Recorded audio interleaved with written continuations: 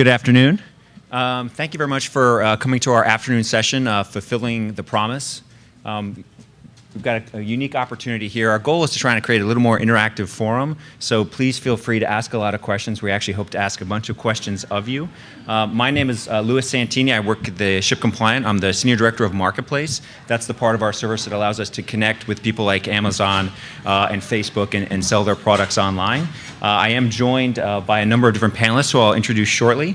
But what we'll be doing today is, this afternoon, is sharing some information about fulfillment in the wine industry for e-commerce orders, as well as helping highlight the experience outside of wine, so you can kind of see, what's possible out there, and how can I create a cost-effective and efficient fulfillment practice to deliver on the promise.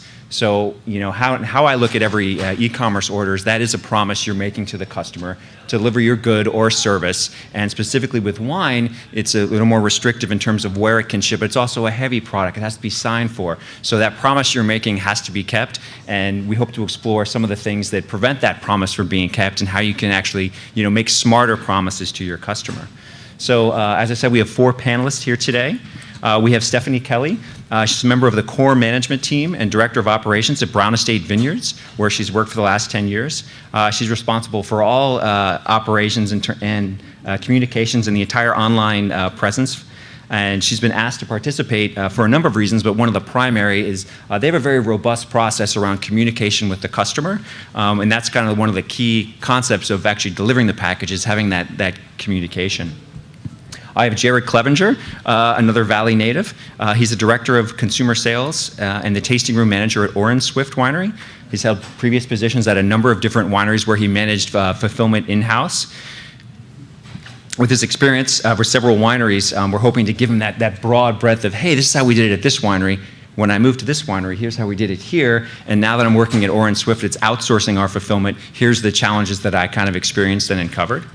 We're also joined by Joe Carr. Joe spent 10 years at wine.com, where he built the warehousing management software and systems, as well as a transportation management software that helped grow that particular business. He's the co-founder of ShipJunction, which is a software as a service model for wineries and non-wineries alike to help manage their transportation spend and actually make smarter decisions about how they're getting a product from point A to point B. And then I asked Dan Myers to join us. Dan has 13 years, almost 13 years at Amazon, where he and I had worked together, and he now works at Mercent Technology. It's a software company that helps people connect and be successful selling on channels like eBay and Amazon and Google Shopping. So Dan provides an outside of this industry experience on what does it take to keep a good scorecard in terms of your fulfillment. How do you manage inventory across a number of different channels and still be relevant? So with that, I don't think there's any other housekeeping items, unless anyone wants to start with a question. We did seed the audience. How many of you here are managing fulfillment in-house? Awesome. How many with a third party? Okay, about an even mix. How many of you received an email providing your internet e-commerce fulfillment experience prior to this event? Awesome, 1. Okay, 1 out of 87, not bad. So.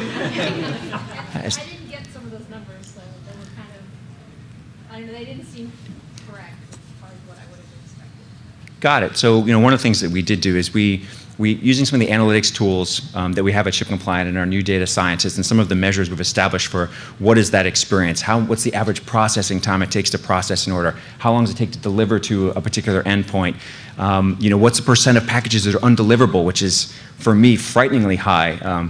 Compared to my previous industry, how many reattempts does it take to deliver a package? So we captured a lot of this information to kind of get a baseline of in-house shipment, as well as provide the fulfillment panelists that work in the wine industry with what their experience was, so we can answer questions about that later. So with that, does anyone have any questions about fulfillment that they want to start with first? Or is there something you really want to know, as a winery in-house shipper? Nothing.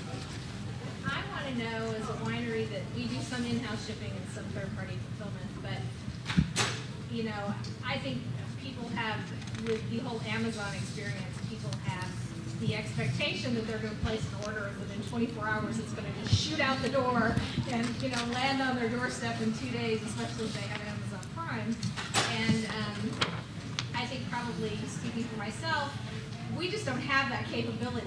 You know, we could probably do better than we're doing now, but you know. What winery are you from? I'm with Stagsley Point. Oh, okay. You know, so I think that I think we could do better, but I don't know, how do you kind of temper the customer to understand? I think that they don't get it. Does everyone understand the Amazon Prime experience that she's referencing? Okay, the question is, how do I compete with Amazon, especially at their scale and their speed? How do I mirror that experience that is an order is picked, packed, and shipped inside of 2 hours, that the order delivery confirmation is sent 10 minutes after the order is placed, the shipping confirmation is sent 2 hours after the order is placed, and then it's on my doorstep for free in 2 days every single time, or 97% of the time is actually when it's supposed to arrive on time. So how do I compete with that as a smaller winery that doesn't have the scale or breadth? So with that, I would ask, one of our panelists, Jared or Stephanie, how do you think as a winery we compete with that model? Well, I have actually a question for you, if you don't, am I? Yeah. How do you determine what orders get fulfilled in-house versus what orders get third-party fulfillment? Wine Club goes through the third party because it's such a large bulk all at once. Okay. Individual orders get fulfilled. Okay. I mean, speaking from our experience, I don't find that our consumers actually have that Amazon expectation. I think that when we talked to prep for this panel the other day, one of the questions that Lewis asked was, how do we set expectations for our consumers once, actually as they're placing their order online? And for us, I think, really set the expectation after the order is set. They immediately, of course, get, an automated response that we've designed, which talks about the potential for weather hold and just all of the kind of, pitfalls and hazards that go along with wine shipping, and the fact that we want to make sure that our wine reaches them in impeccable condition. So there's an expectation there set that, some special handling may have to take place, et cetera. But we have a very high-touch relationship with our customers once the order is placed. From that point to the point of them receiving their package, they're it's pretty transparent what's going on. So, but I think generally speaking, in our experience, wine consumers understand that there are special circumstances that apply. And I think Stephanie hit on a pretty key point. It's like setting that expectation. In the Brown Estates example, it's after that order is placed. Dan, what's your experience with e-commerce and helping set that expectation for estimated delivery across the number of channels that you work with? Sure. So at Mercant, the Amazon merchants, and most of them are in industries outside of wine, obviously, so clothing, sporting goods, consumer electronics. Amazon requires that they monitor very closely their shipments in terms of when they've left the building and how quickly it takes them for the items to get to the customer's doorstep. What we see across most of our top tier accounts, if not all of them, is roughly 97, 98% compliance with the sort of Amazon set window. So order comes in, Amazon gives most of their merchants a couple, 3 days to sort of pick, pack, ship, get the item out the door. And then from there, Amazon will do some math based on typical UPS ground rates. They'll look at what the customer opted in for in terms of the shipping delivery option from Amazon, and then kind of do some math. They know when the customer has signed or when the tracking number has sort of been shown as received on the customer's doorstep, and then they grade the seller, and all those grades are transparent. They're available within the seller central user interface, and this is supplies, by the way, for the wine merchants who now sell through Amazon's third-party marketplace. So it's part of our sort of daily bread as marketing managers for these merchants like Petco and PetSmart and Zappos and Nordstrom and so forth. Some of those don't sell on Amazon directly, but to manage, or understand those metrics and sort of feed that data back. Certainly, if you're on Amazon and you're not complying with those numbers, the slap on the wrist can be substantial if you get shut down, and that can hurt your business. I think to kind of reiterate what you were saying is that setting that expectation up front, making it very clear in sort of the checkout pipeline, how long it's going to take you to get the item, into a box and onto a truck, and then from there, what the expectation is with UPS to get it to the customer is critical, so that customer is sort of fully aware of what it's going to take. Yeah, how many in-house shippers establish an order cutoff time on your website and present that to a customer? 2. About 3. So, People read that though. yeah, there's presenting and there's reading. How do you get those people to read? But see, that to me, I mean, setting, even disclosing that, we actually don't do that. We don't disclose a cutoff time, because that to me, right there, is setting an expectation that, okay, great, I got it in by noon or 3 or whatever. So that means, and I mean, I have a very intimate relationship with my friends at Copper Peak, and I do watch the incoming orders. So if somebody's got a note and it says, happy birthday or whatever, and I'm going to try to expedite that, and can sometimes get it out on the same day or what have you. And it is possible to do, to beat Amazon if the order's going to California, and you communicate that to your third-party shipper in time for them to expedite it, et cetera. But that's why we kind of, the only indication on our website in terms of delivery expectations is if you select standard shipping, it's 5 to 7 days, but it doesn't say you're going to receive it in 5 to 7 days, or is it going to get processed in, you know what I mean? So all of that is literally like after, your order is placed, then we kind of start setting the expectations and touching you and, keep, holding your hand if need be, if there are any holdups. But I mean, we, generally speaking, we don't ship Wednesday, Thursday, Friday, unless it's a special request, because, orders going across country, we don't necessarily want them sitting over the weekend. So there are just a lot of built-in delays, so it's tricky. Jared, do you see something similar with your business? How many days of the week are you processing shipments? We're processing every day, except for, we even go in and if we've got some downtime, and we process every day. We try to get everything done as quick as possible.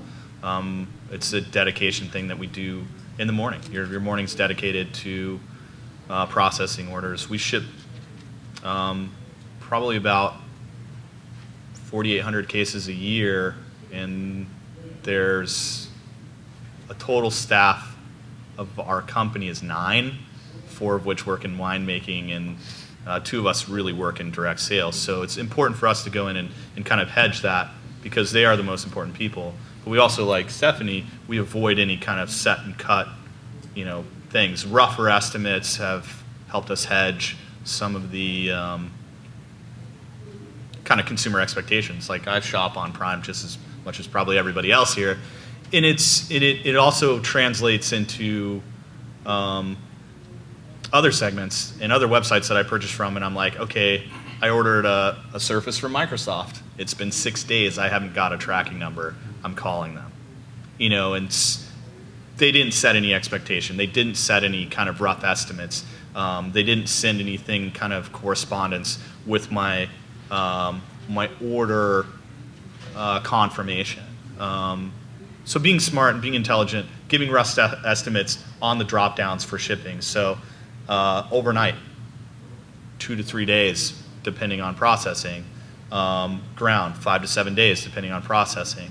And and we also have the ability to create like a shipping information page. Like, a lot of people will have like a disclaimer or their site rules or stuff like that. On our website, on the front page, it says shipping information on one of the kind of like consumer-based things. So they can go and read.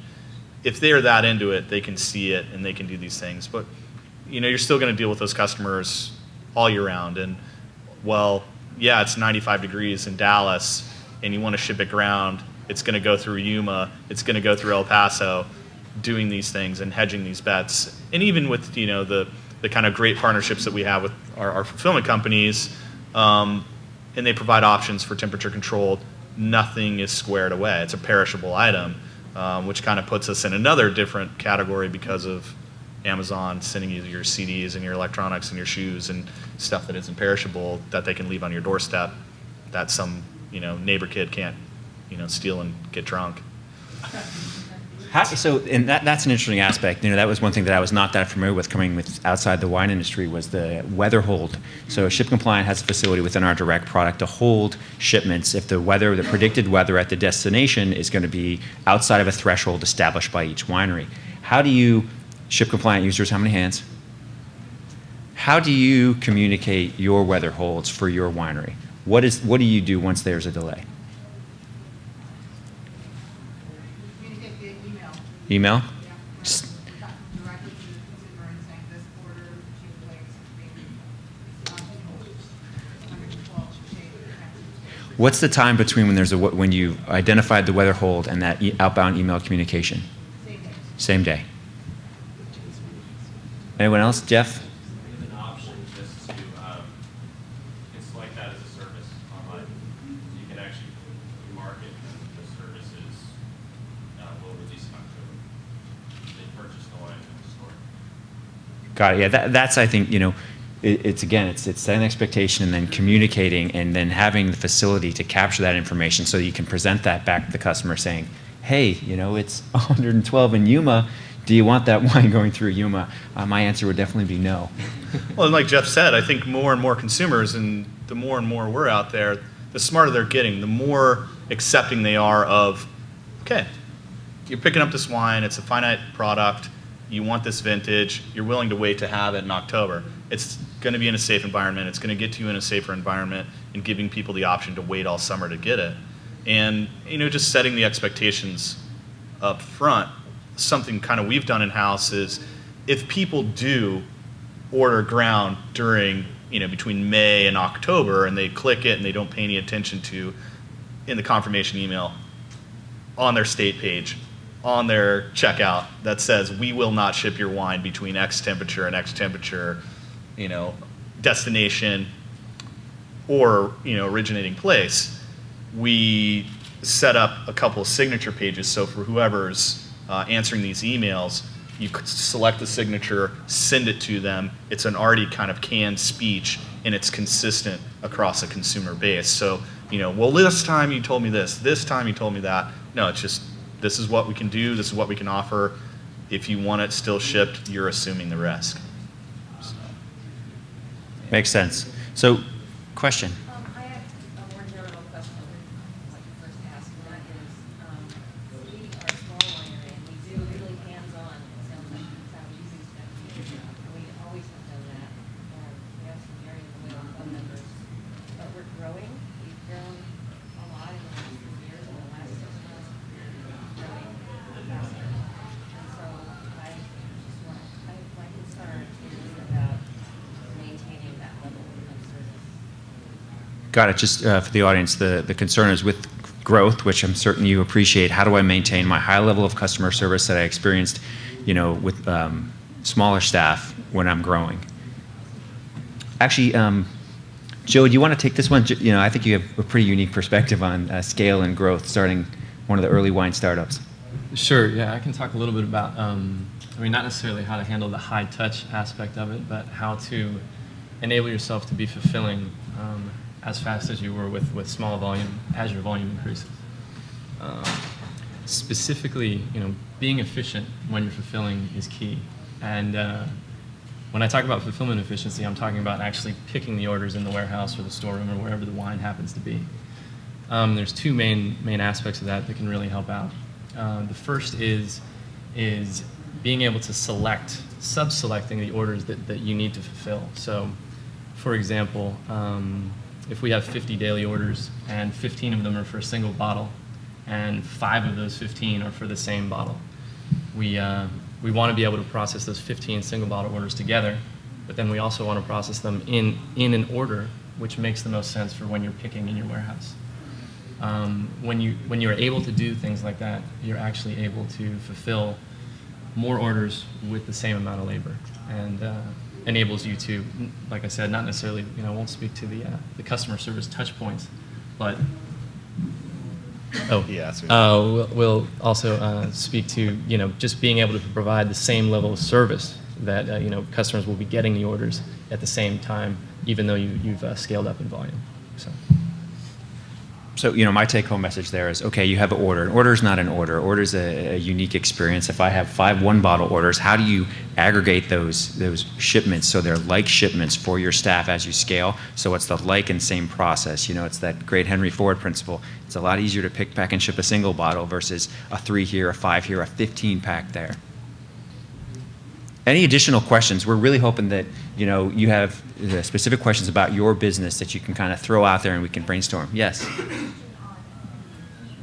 and the payment process, is there an industry standard on whether we charge the customer up front and hold the line, or wait to charge the customer to ship? What, I've done both, and just wondering what the best practice is and standard. God, I definitely have an opinion, but I will let the informed wine industry folks. The question is, with weather holds, how do I charge the customer credit card? When do I charge it? Do I charge when the item ships, or do I charge at the point the order is placed? And what's the industry experience or what's the best practice in e-commerce for that? I'll just say for Brown Estate, we absolutely take the money up front, and the reason for that is that once you've paid for the wine, it's reserved for you. There's a potential that by the time we can ship it, it's going to be sold out, et cetera. So that's of course production based, and I think another important point to make though is the dread of weather holds presents opportunities to do nice things for your customers. If somebody places an order, a ground order going to Texas in the middle of the summer, and may not read any of the emails or the notice that we actually would put on the top of the website once we have weather holds in effect, et cetera. There are about 3 or 4 different places that they get notifications, but they might not read them. And then they call us in a week or 2 and say, where's my wine? And they might be a little ticked off or what have you. You have an opportunity at that point to offer them an upgrade to probably overnight shipping, which, as we all know, is the cost of a plane ticket back in the old days now. But to split that, to split that upgrade with them, and then you've got a happy consumer who's obviously just, they just want my wine. They want to get Brown Estate wine as soon as possible. So it's an opportunity to build relationships and customer loyalty and so on and so forth. But one of the things I wanted to disclose that I think is important is just the tool set that we're using, so people understand the context in which Brown Estate is operating. We work with Vin65. Obviously, everything goes through ShipCompliant, and Copper Peak, I think I mentioned earlier, does our fulfillment. And that is a very seamless system that we're also. We don't ship quite as much as you do, but we're in. I think we ship in the range of about. What did Mackenzie tell me? We're somewhere between 3,000 to 4,000 cases a year that we're shipping, but we sell about 75% direct to consumer, and we have a very small team. We have I think 4 full-time employees on site at the winery. So I personally keep an eye on the order flows, as Marilee at Copper Peak will attest. And I wanted to say too that it's important for us as the relationship with the customers, in terms of the communication and everything, is the relationship with that fulfillment vendor. They're my best friend, because without them, I can't. My wine's going nowhere.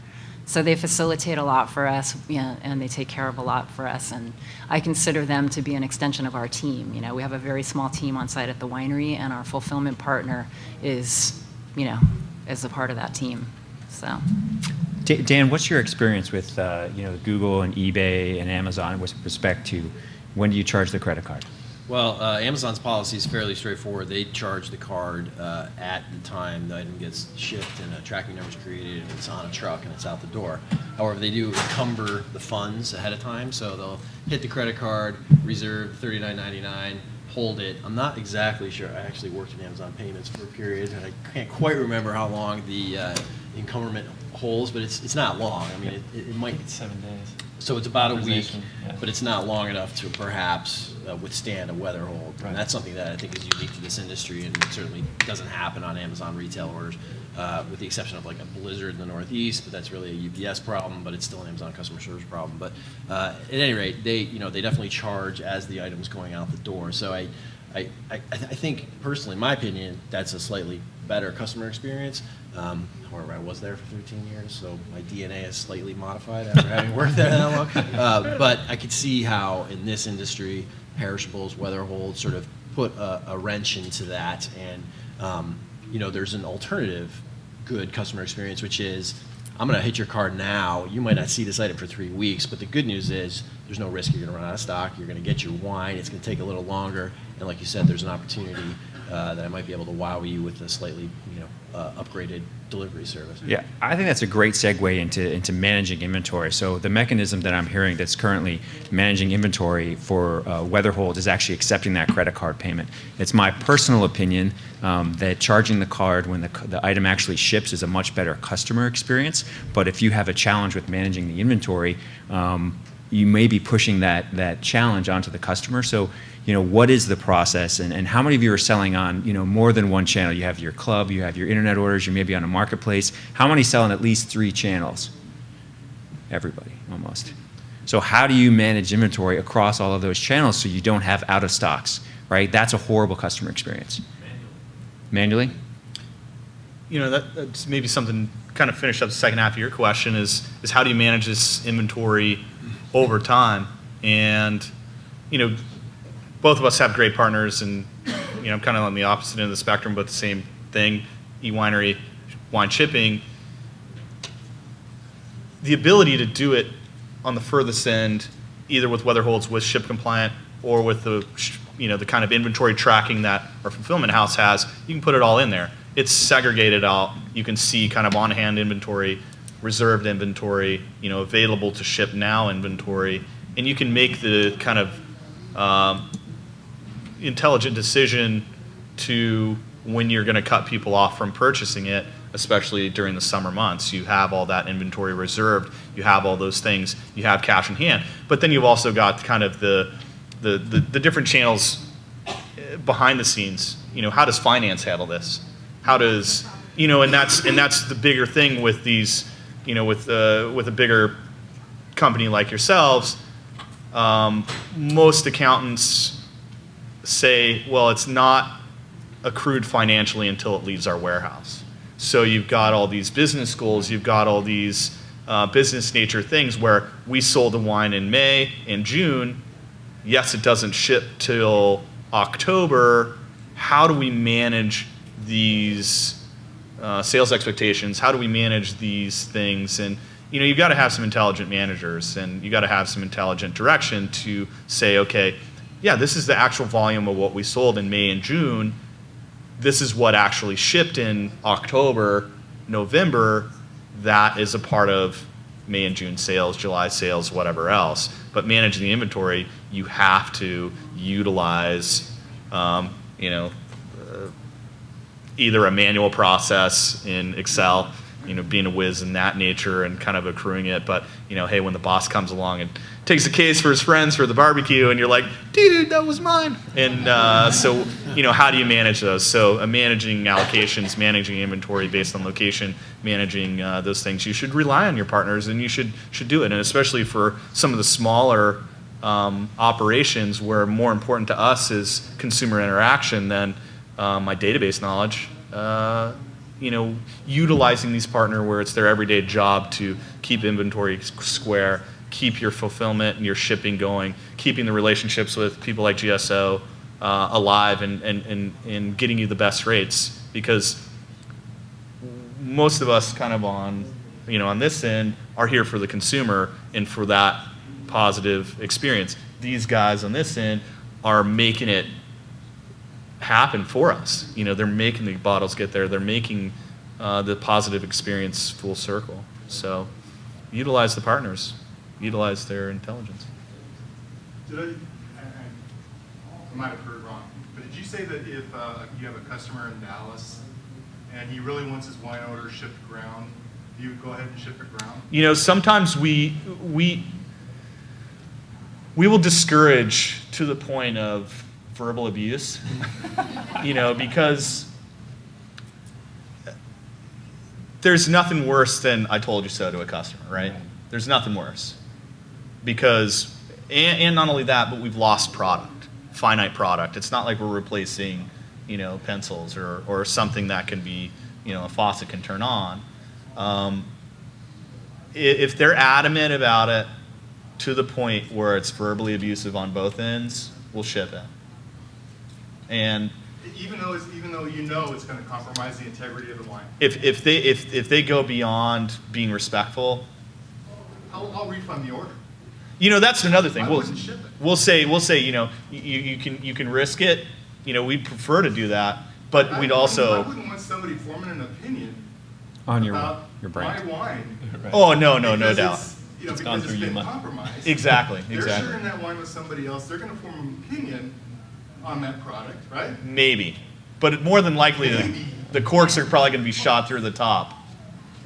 Yeah. Sorry, Yeah, I didn't realize I was offending you by saying that. I think But- it's a You very, do business your way, and we'll No. do this. I'm just saying that you also got to let those customers realize what they're doing, because even if they do it to me, they're going to do it to you. They're going to do it to you. They're going to go down the thing, and then they're going to utilize it a different way and say you're going to treat me like this because of somebody else. yeah, I think it raises a really valid point, right? Like, what's the barrier? Why does the customer want it shipped ground? Right. Because it's expensive. So one thing we've not addressed is cost. I do think they're going to form an opinion on that product. And if it has been heat damage, you're right.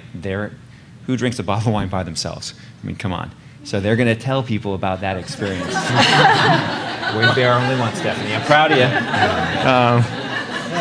So I think, cost is that next concern. We've got a question here, but I think we should come back to cost because that's what's preventing us from using refrigerated services, using an overnight delivery service. So how do we control costs with all of our daily shipments that are closer proximity, that aren't the zone 8s, right? So that way we can actually afford to be like, you know what, you really want it ground, but I'm going to wave my magic wand like Zappos and delight you. And I'm going to give you that overnight experience because I want you to love our product and I want you to come back and be a club member. And sorry, a little before. Joe, we were talking earlier about Yeah. sort of your solution where you've got a variety of options that you provide your merchants that allow them to sort of pick the correct one on behalf of the customer. And while there might be a ground option that's available in your system, for a similar cost or maybe slightly more, they could go with a FedEx solution or something that would get it there slightly quicker. Yeah, exactly. So Shameless plug for Joe's product.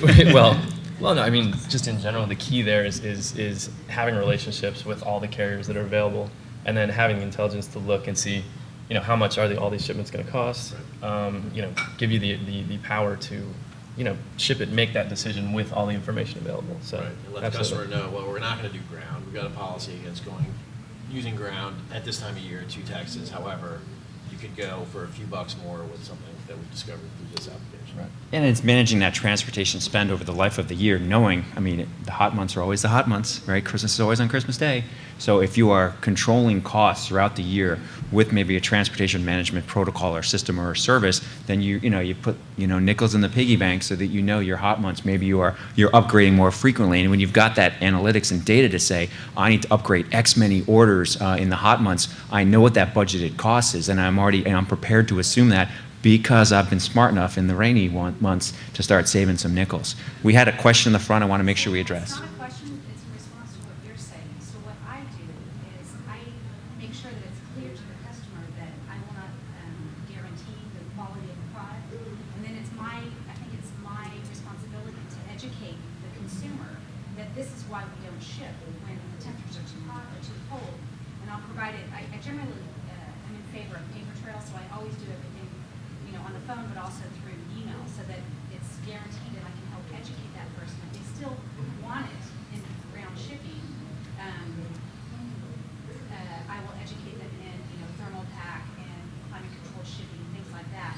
And 99% of the time, I can convince them to do it the right way. Because they're paying a fair amount for my wine, so why would they want to waste their money on a spoiled product? Yeah. So I think that I wouldn't ship regardless, because it would go against the quality. I mean, we have integrity in our product, and I want to maintain that. So I wouldn't want it to show up at his house and be either poor copy or leaking or something like that. So I think it's all about communication and education.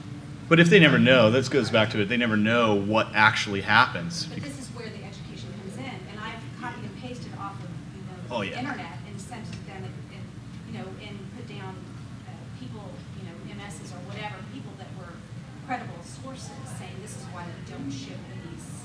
Hopefully it never gets to that point. And that was my whole point of being verbally abusive. Most people you don't have to get that aggressive. They normally get it before then. We've had experiences even with cold shipping and overnight where it goes and it sits on the tarmac, Yes, even yeah. priority overnight. Some randomly goes to Phoenix and sits on the tarmac for 3 hours, and it's delivered before 10:30, and the corks are shot out the top. So there's no kind of actual variability or consistency or concern. We just want to, more likely, those people that get that verbally abusive and don't listen to you, you don't want them as a customer in general. But on rare occasion when that does happen, Yeah. when it's overnighted, then you will. Oh, absolutely. And that Prime example is we'll if somebody does it even overnight and there's a problem, they say, oh yeah, they send us a picture. Before we even respond, we're on the phone sending them a brand new squared away thing, because yeah, you're not going to compromise the integrity of your product, but you also don't want to be perpetually taking care of these people who are taking advantage of you. They're using some of these things where, remember that email that went out a couple years ago about the guy coming and calling and saying, oh, my wine, the cork's pushed, and he was going to like all these wineries and saying, and like taking fake pictures of it and getting more stuff shipped out to him and then resell. I don't know if you guys heard about this, but they were taking advantage of, kind of a warmer period of time, faking like the cork came through the top and like spilling wine on the label. You just, you got to take care of the customer. Yeah, I so agree it's, with it. Obviously it's an educational thing. Customer comes in, they want their wine shipped, you give them a sheet. I'm sorry if I'm beating a dead horse here. But you give them a sheet that explains the shipping process. When they get their internet receipt, it has a statement on it that says, if the customer wants it shipped now, I feel like our job is not done until the customer pulls the cork and pours himself a glass of wine. I would agree. We do have a question in the back. What are the standard, like too hot and too cold temperatures on both ends that your weather holds are put in place?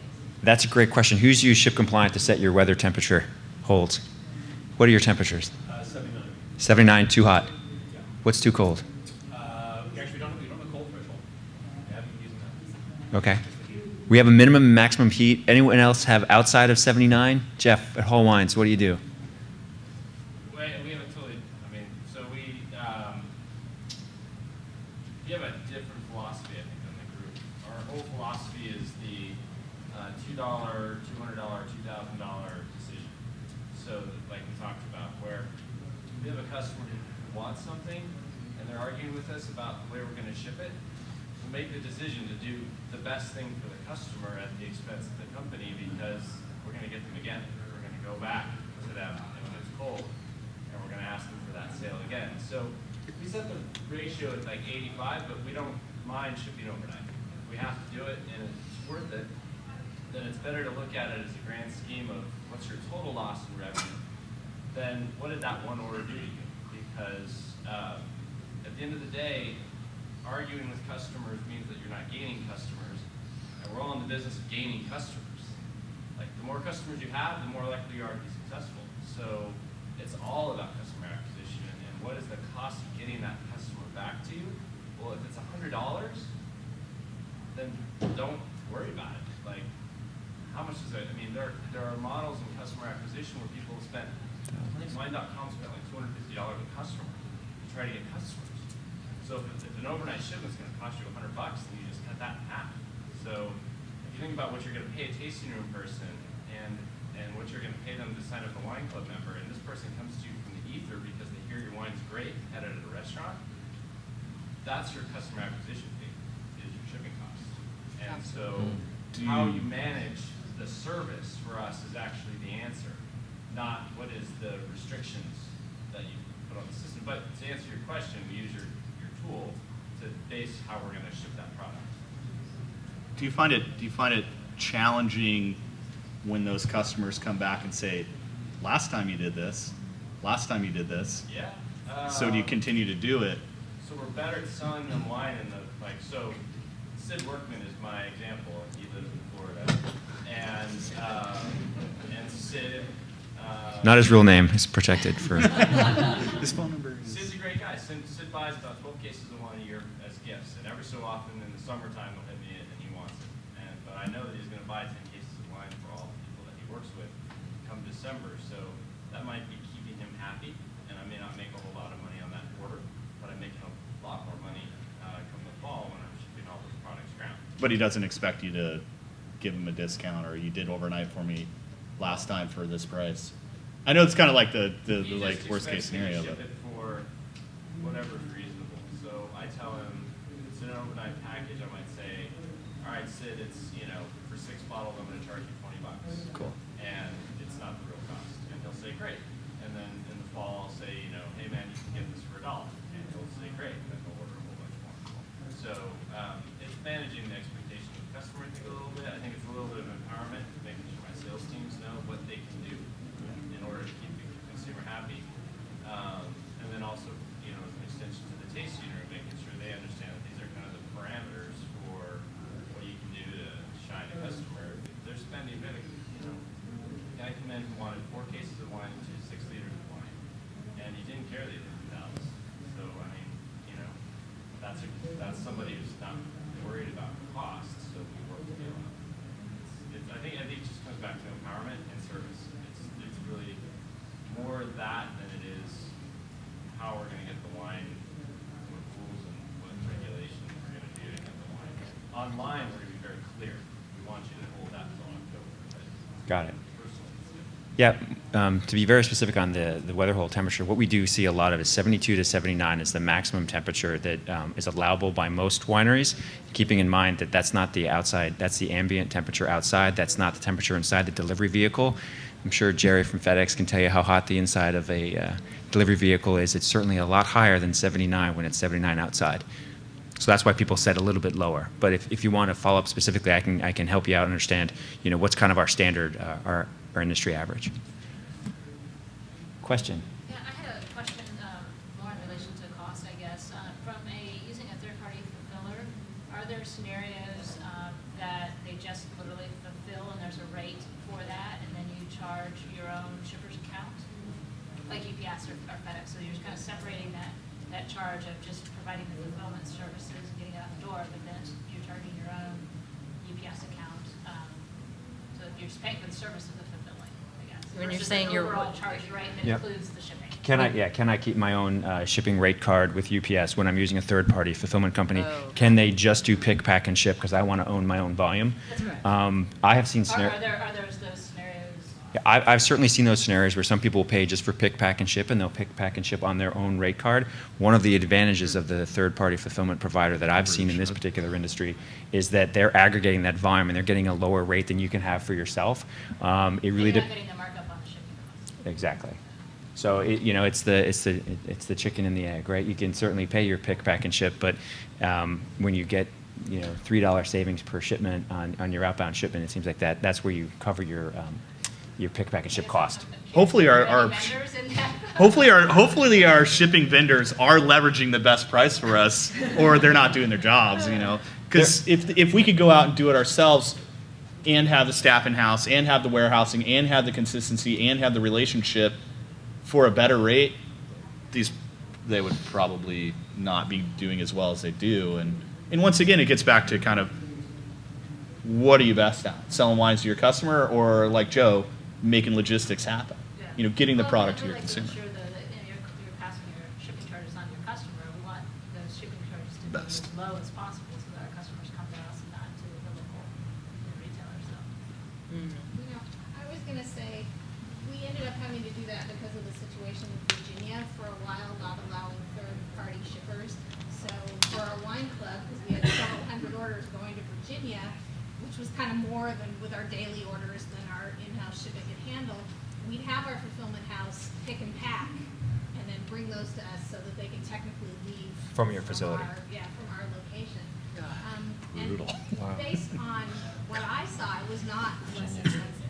It was either on par or even a little more expensive to do that. So Yeah, I think. even though we yeah. didn't add to the Virginia charge because of that, it still wasn't less expensive. Yeah, I think the challenge there, right, when you talk about transportation, fulfillment, logistics, every time a product moves, there's a cost associated with that. So what you're doing, you've got an inventory movement from your facility that produce it, it goes to the warehouse, it then is picked, packed off the shelf, packed, label on it, goes back in a truck, back to your facility. So you've now added incremental cost to that 3PL that's outside of their standard process. So I would imagine that would, here's a break-even scenario that it's great to hear that you're not passing it on to your customer, but limiting the movement of your goods within the facility shortens time. Limiting the movement outside your facility reduces cost. I mean, yeah, we definitely didn't want to do it that way. We didn't have any other option. I think it's really creative. I mean, what a great experience. I mean, the fact that you actually, here's our solution for Virginia, and here's how we're going to do it, and we're going to satisfy that customer. And now, when Virginia, when Steve Gross retires, and Virginia's a beautiful blue state, you will have, enhance that your club in that state. Well, luckily, we just resolved that, so we've got that off our plate. But yeah, but it wasn't less expensive. So. Got it. Put it out there. I've got a host of questions too to grill these guys, but what else do you want to know from the crowd? Just somewhat timely with heat holes and weather shipping at this time of year. Kind of curious for a quick consensus around thermal packs and expedited and FedEx cold chain, and we've sort of at one point we've dabbled with it with mixed results. And just wondered if that was sort of ISO to us, but perhaps we're sort of at the time right now this year. Are we doing it or are we not? And we're sort of not making a clear decision right now. So definitely appreciate it. Got it. Did everyone hear the question? So, with temperatures rising currently, there's some concern around what do I do for cold chain solutions? How do I, have that good delivery experience? Do I go with the cold chain? Do I go more overnight? What are people doing to kind of mitigate the weather and still be, I would say, cost conscious? Like you're not throwing that out the window, are you? No. Got it. Does anyone like cold chain? Yeah. Okay. What's the best thing about cold chain for you? Well, we use cold chain primarily for shipping to states in the south, and we just happen to have our scale there with certain customers there who purchase a lot of wine from us, and so we aggregate their shipments, and we're able to ship to them during all 4 seasons, and it keeps them. I mean, it gets back to the service thing, it keeps them happy. It's well priced as well. We get the bill. The bill doesn't go as fast as we want, but I think they're working on that. What was volume before cold chain versus after? Was there a period you had before you offered that cold chain solution to the South, and a period after? Are you seeing increased volumes? We're definitely seeing increased volumes just sort of throughout the year with those customers in the South, whether they're wine club members or just regular purchasers through our retail store, so no question it has helped increase sales to our southern states. Got it. Who's got another cold chain experience to share? It's been a very positive experience for us, again, because it's customer service oriented. But the drawback is that it takes 10 to 12 business days for it to get there. But once it gets there, then it'll go to hub. a specific hub, and then we have the choice of adding ice packs to it. So when it does go out for delivery that day, the temperatures are still maintained, and it still is less expensive. Our general default shipment is 3-day air, but when it goes through the cold chain shipping, it's round shipping plus maybe $10 for the ice pack. So it still is less expensive.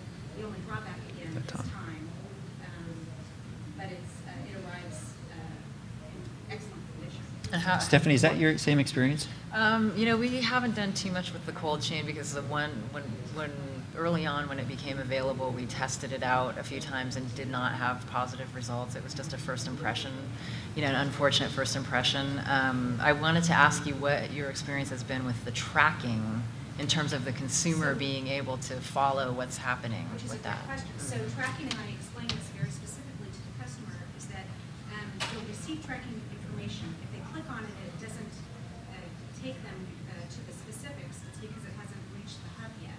So they know not to be worried that they will receive tracking information once it reaches the hub, and then they'll know exactly when it will arrive.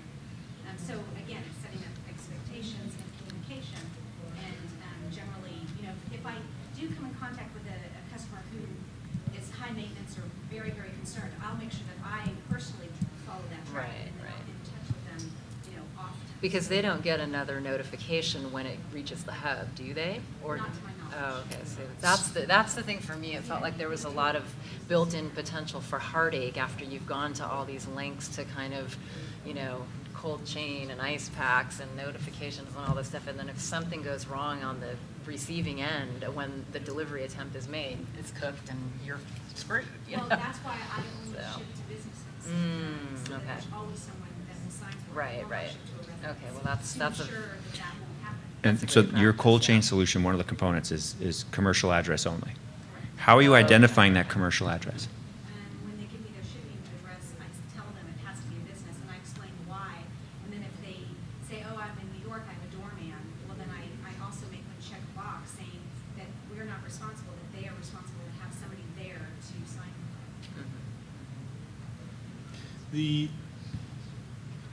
Back to the tracking information, this may coincide.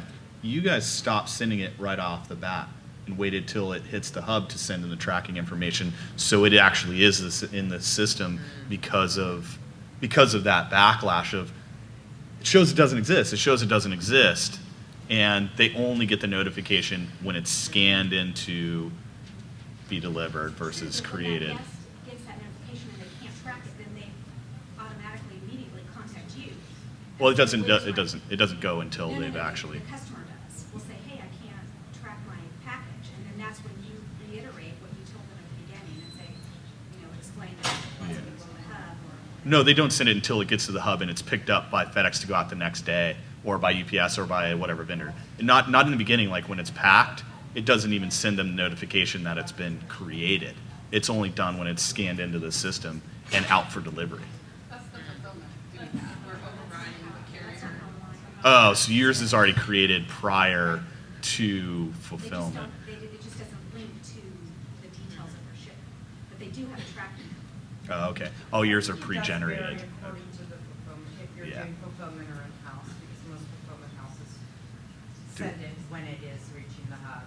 So there's a very clear understanding to the end consumer when they click on it, that it is in transit.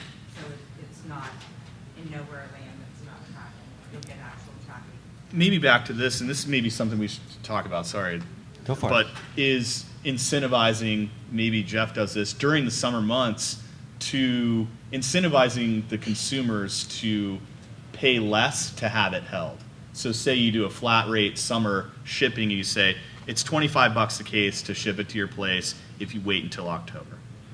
So you're hedging any loss, you're hedging any things, and getting people to wait, incentivizing them to not, maybe you eat a little bit, but you're not going to be eating it replacing product. You're not going to be eating it, with man hours and follow up and all this stuff. So say, yeah, if you wait till October, you pay $20 flat rate shipping, and maybe Stephanie has I think the point to that is that, if the consumer's waiting till October, then you probably aren't going to expect a reorder in the fall. Whereas if you incentivize them with an upgrade to get them their wine while it's hot, they're going to be drinking it during the summer, and then guess what happens in the fall? So, that goes back to your point about, the cost of capturing the customer and keeping them happy and so forth. And Yeah, and I think there's a change too in the market with some of the third-party marketing companies, right?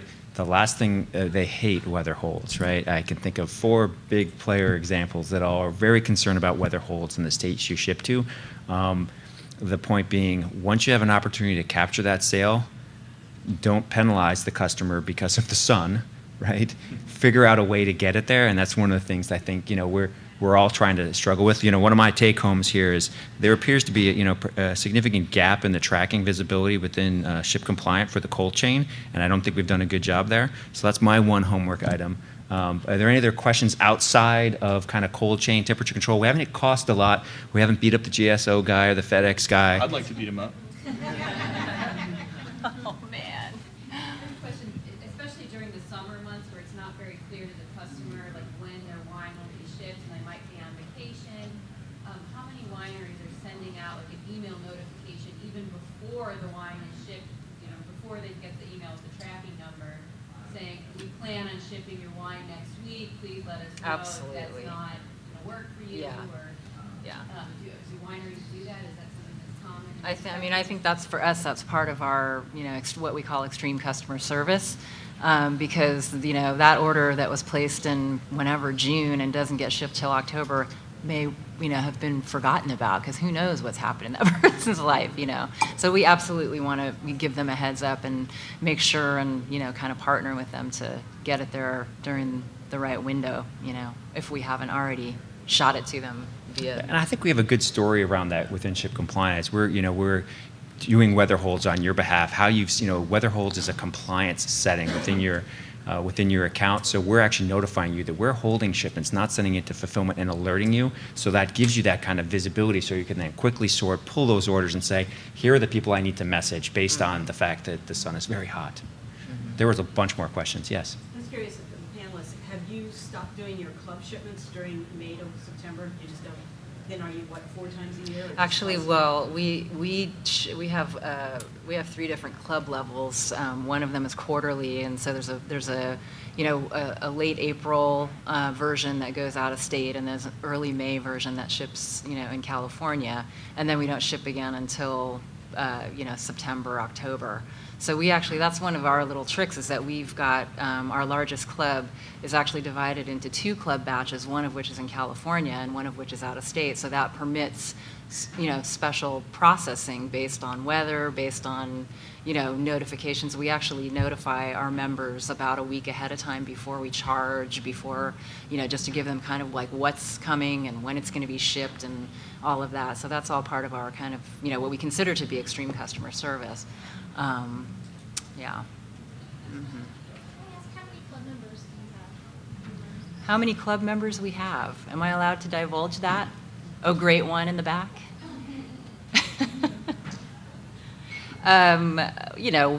We're small. We're approaching, I think, 1,300 club members. So. Anybody else We have 0. Yeah. 0?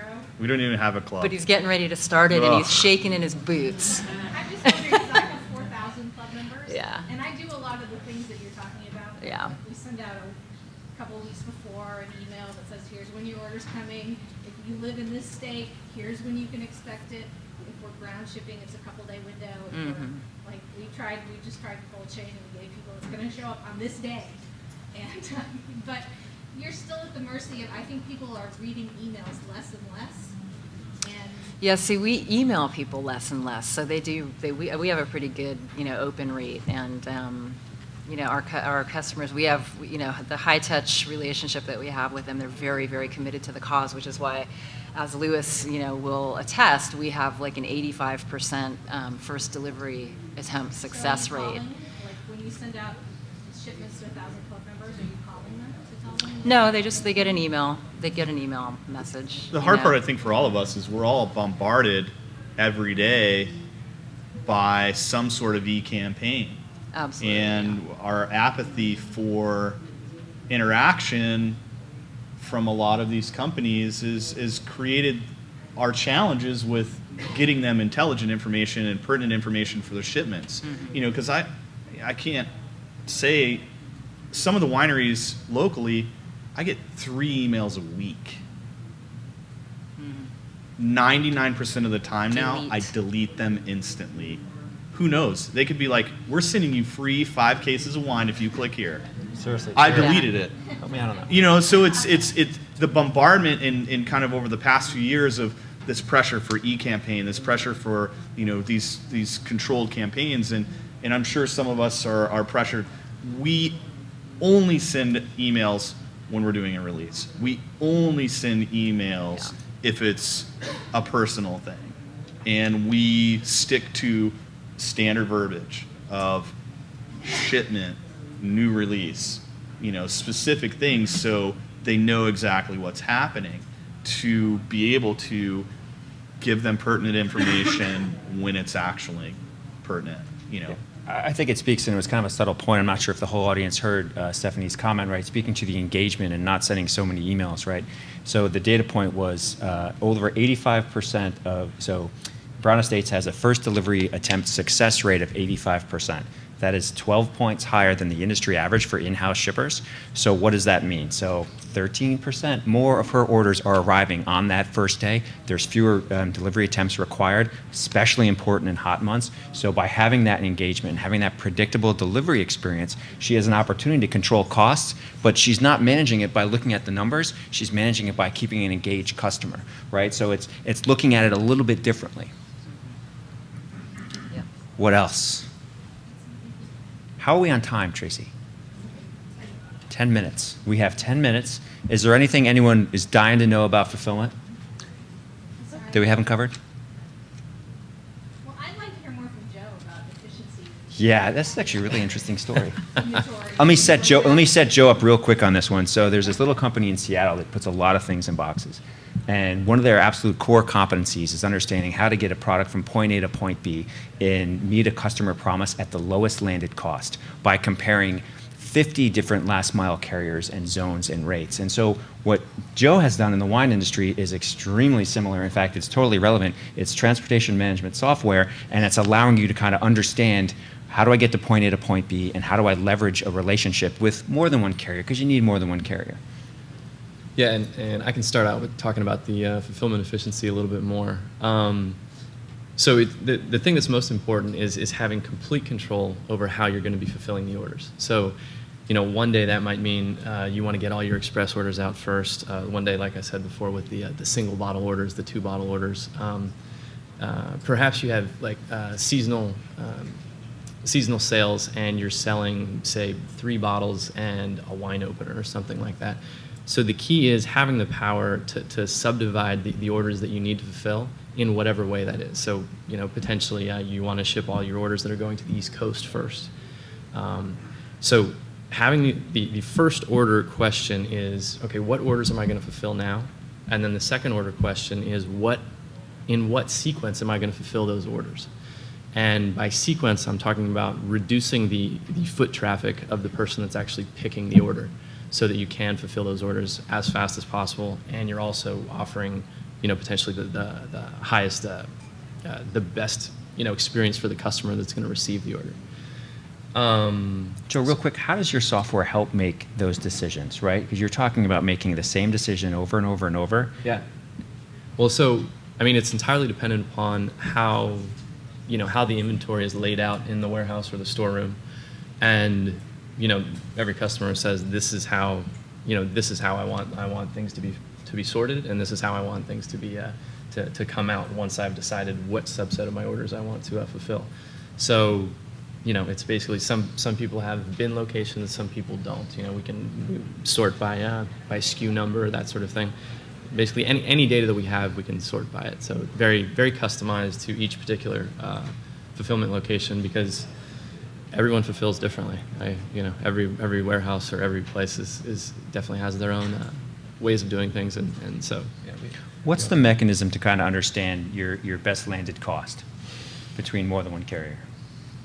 Well, yeah, so that, basically, you figure out what the rate is, what the rate is for each particular shipment for each carrier that the customer has a relationship with, and then you can make an intelligent decision. And that decision, in a very naive way, that decision can simply be, okay, this is the cheapest rate. But you can also have customized workflow, customized logic that is executed that says, for instance, we don't want to ship on that Wednesday, so that means we don't want to go ground on Wednesday because we want it to get there before the weekend. So anytime there's a repeated decision that is made by a user, we try to be able to automate those procedures and make it the easiest solution for people to do their fulfillment. Any more questions for Joe? He's ready. He's got prepped. What do you cost? Personally? We could definitely we can take that one after if you want. I think one story that we haven't got a chance to talk about is your facility for direct injection, especially around club shipments and using a regional carrier outside of your current realm of understanding. That I think is pretty fascinating. Yeah. So we.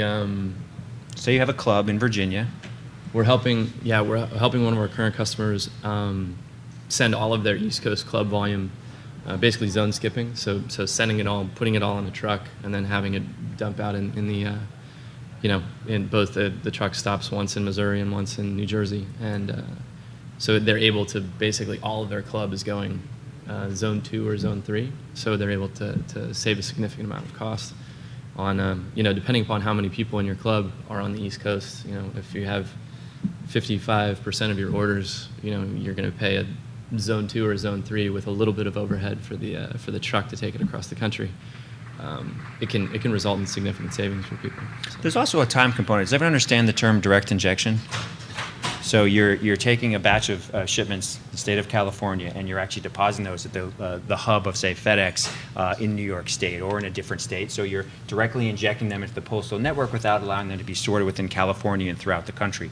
So sometimes you get a certain speed advantage if you have enough volume. One of the challenges with kind of the fragmented nature of the wine industry is there's not a lot of full truckload shipments coming out of an individual winery to go to a particular state.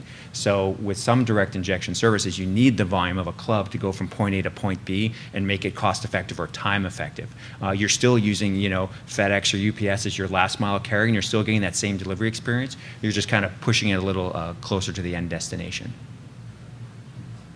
So are there consolidators with the direct injection where you could partner up with other wineries that might get the same allocation schedule as you are? Not that I'm aware of currently, but Jerry, are you aware of any consolidated hubs or kind of cross-docking facilities? I know I worked extensively with actually FedEx in my previous life, and I know one of the facilities they had in Europe was a great cross-dock and sortation facility to kind of manage that on our behalf. Is that something that you currently offer in the U.S.? As far as a fulfillment sortation, similar to what a fulfillment in wine would do, is that the question? More like a cross-dock on how could we direct inject and use the volume from all of these wineries here to create full truckload shipments and facilitate a delivery closer to the customer, kind of shorten some of the zones. Right. Not to put you on the spot. No, not a problem. Absolutely. We have several options as far as ways to do that. In technology, we have some analytical tools that can help you look at, and again, it would be a consolidated volume leaving here to other destinations across the country, and look at the destination data to figure out where our hub points would be best served to give you the best optimization, not only for service but for cost. Because part of the cost component is not dropping the zone necessarily. You're also incurring the cost of the line haul or the full truckload move going out to the hub. We currently move in the same kind of fashion today by literally taking your daily pickups and sorting it through our origin facilities here through a hub and out to those destination hubs. So it's a similar movement. The question would be, is there a cost differential with that line haul truckload move to a destination to drop into that hub for lower zone distribution? We have tools though, but if the volume is there, in some cases it might behoove the cost, and also it could behoove in some cases, much like we move things in a cold chain environment, keeping things in the right kind of lanes for temp control and maybe a refrigerated option, that kind of thing, that might behoove the cost and the service alike. And our tools can help you identify with the 50 plus hubs that we have across the country on the ground side of the fence, for example, could behoove you in understanding where those best drop points are. And we have great tools that help you do it on the fly with getting some raw data from you. Yeah, I think the take-home, we've only got 5 minutes, so I'm going to do a couple of take-home message points. Some of the keys to managing a fulfillment performance and experience for your customer, from my perspective, is really about understanding your data. How can you get access to this data to make this good information? And then based on that data, how do I make decisions, and who do I partner with, or who do I talk to? Who are my industry peers that I can bounce ideas off? Who are my vendors, like a FedEx, that I can work with? So that's kind of your take-home message. We do have a host of information regarding fulfillment experience that we prepared on behalf of this panel. So if you're an in-house shipper and you want some additional information, please drop your card, and I'd be happy to follow up with that. I have 2 housekeeping items that are very important before I have one message. So wine hour's next. Yay. There are fulfillment surveys. If you could fill those out and leave those on their chair, that would be great. And then a quick thank you for our panelists for providing a lively discussion. I also want to make sure real quick, I thank FedEx and GSO and UPS and Copper Peak and Wine Shipping, because without these fulfillment partners and without these last mile carriers, these are the people that actually are helping our wine industry. As much as we're concerned about some of the cost of fulfillment and the cost of shipping, they're the ones that are helping us push the envelope and kind of delight that customer, and they definitely do a lot of heavy lifting. Thanks all.